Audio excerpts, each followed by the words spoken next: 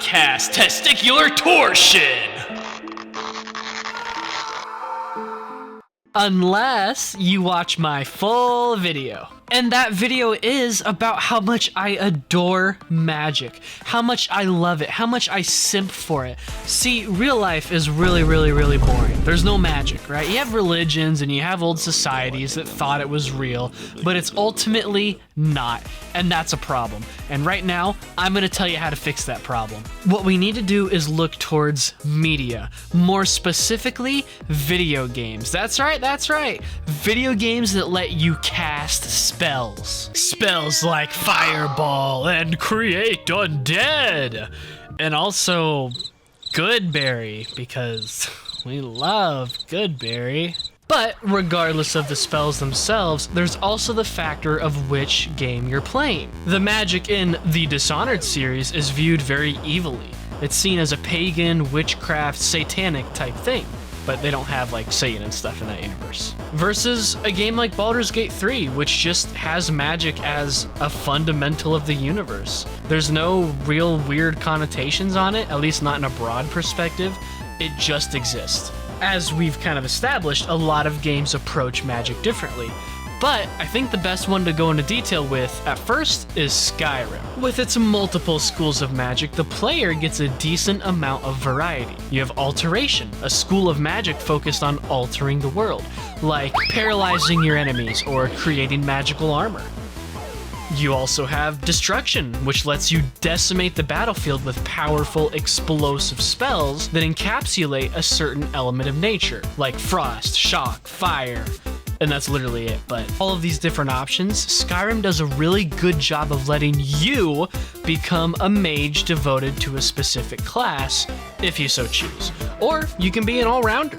How you personally play, I don't care. I'm just telling you about it. Now, take our previously mentioned Dishonored. The biggest thing to note with the magic in that game is that you're, mostly, the only person with access to it. The entire game, you have this supernatural advantage on everybody else. That guard right there is trained to be effective with a sword, but that means jack diddly squat if you can just teleport behind him and slit his throat. What's amazing about Dishonored's magic system is that you, the player, are the exception to the typical rules everyone else is bound by.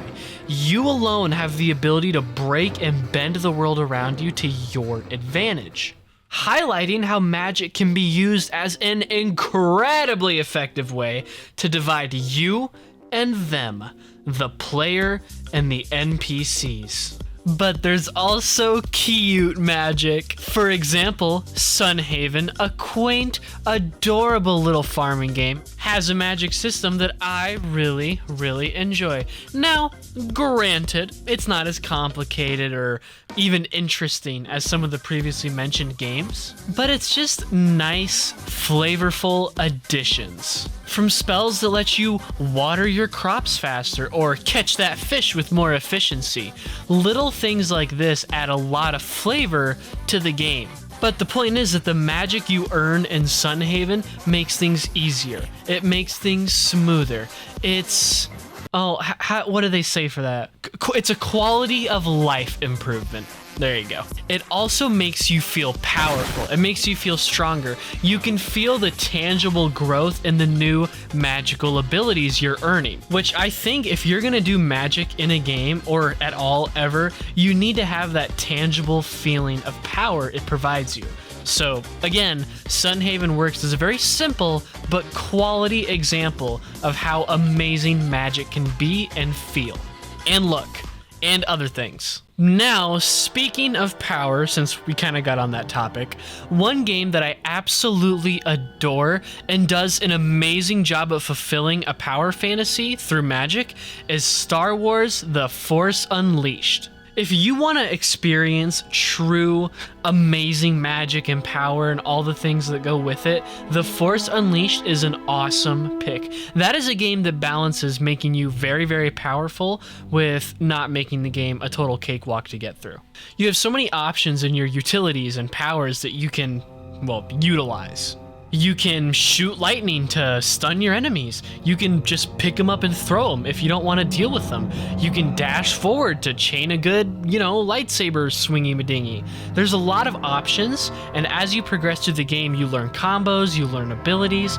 It makes you feel very, very powerful and very, very magical. And all of this magical stuff, all these, the way the games have implemented them, it's so cool. Seriously, you don't even know how cool it is, do you? You're probably watching this video thinking, so what's the point of this? What is he trying to say? Well, guess what, stupid? There isn't a point. I just think magic is awesome and cool, and I'm gonna keep ranting about it. Guess what? Baldur's Gate, amazing magical systems. You can become a million different types of spellcaster, and they all work well. You want to make magic through music? Bard. You want to be a cool draconic sorcerer who can throw fireballs everywhere?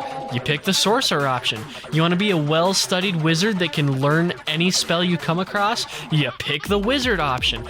Baldur's Gate does a beautiful job at giving you options, choices, and power as you progress through the game. And don't even get me started on the warlock class. You know how sexy the warlock class is?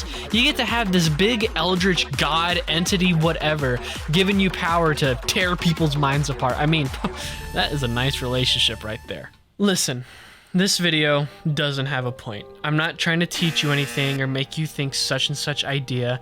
You just need to know how cool magic is, how spectacularly beautiful of a concept it is, and why it needs to be in everything ever all the time. Oh, you're reading a history book about Napoleon Bonaparte, the famous French guy who fought in wars or something? Well, guess what? He's a lizard now. A magical lizard. See? Now you're more interested. Are you reading a romance story like The Fault in Our Stars? Oh, it's so sad when the girl gets cancer, but guess what? She's a dragon sorcerer from Baldur's Gate now. Boom! Fixed your story, John Green. Call me up for the next one. Listen, magic is perfect.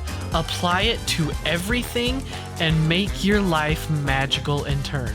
Now go like and subscribe, or I'll cast the male pattern baldness spell on you.